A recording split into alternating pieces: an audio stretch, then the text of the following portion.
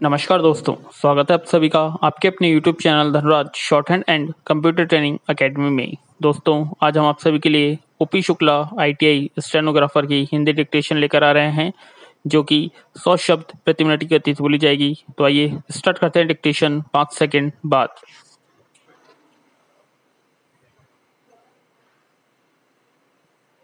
Start.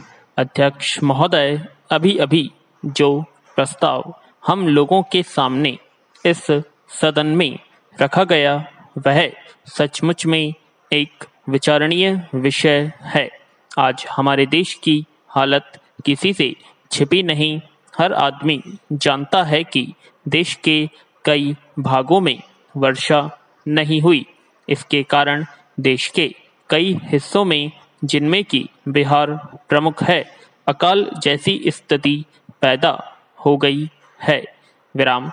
चाहे हम इस बात से कितनी भी इनकार क्यों न करें कि अभी तक भूख से किसी आदमी की मृत्यु नहीं हुई है, लेकिन यह बिल्कुल ठीक है कि अब ऐसी स्थिति होने से कोई कसर नहीं रह गई है।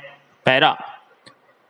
अध्यक्ष महोदय, मैं आपका कृतज्ञ हूँ कि आपने मुझे इस पर बोलने की आज्ञा दी। यह महत्वपूर्ण प्रस्ताव आज दिल्ली के सामने ही नहीं बल्कि हमारे सारे देश के सामने है। पिछले 2-2.5 साल से बराबर हम इस पर विचार करते आ रहे हैं और यह सोच रहे हैं कि हमारे देश में जो असमानताएं हैं उनको किस प्रकार से दूर किया जाए।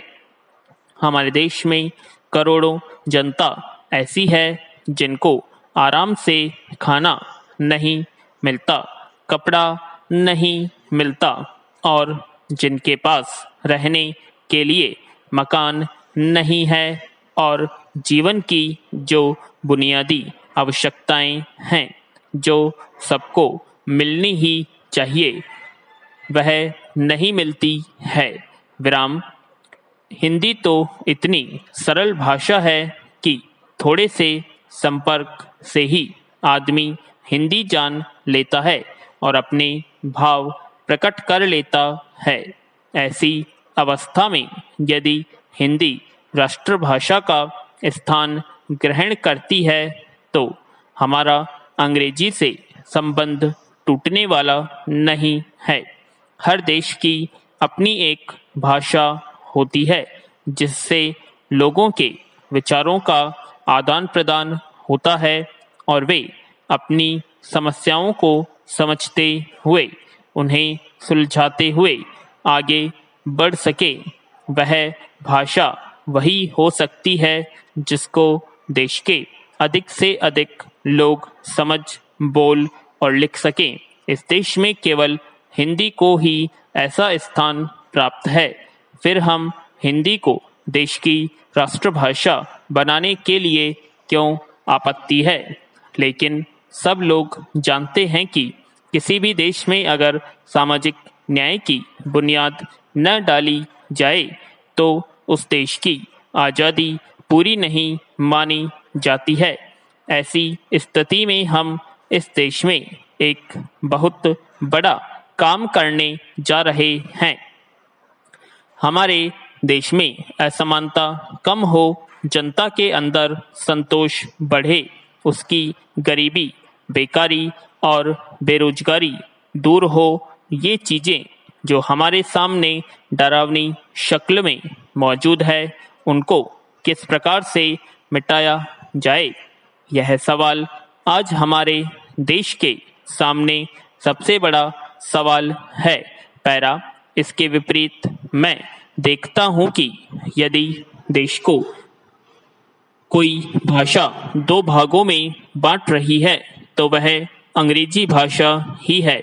जिनको हिंदी नहीं आती वे समझते हैं कि हिंदी पढ़े लिखे लोग उन पर हावी हो जाएंगे। मेरी समझ में तो यह बात नहीं आती। जो आदमी विदेशी भाषा का पंडित बन सकता है उसे हिंदी का साधारण ज्ञान प्राप्त करने में कौन सी कठिनाई आ सकती है? यह एक बहुत ही आवश्यक बात है और हमें इसका ध्यान रखना चाहिए। ऐसा करने से हो सकता है कि कुछ अधिक खर्च भी हो, लेकिन ऐसा न करने से काम न चलेगा। विराम।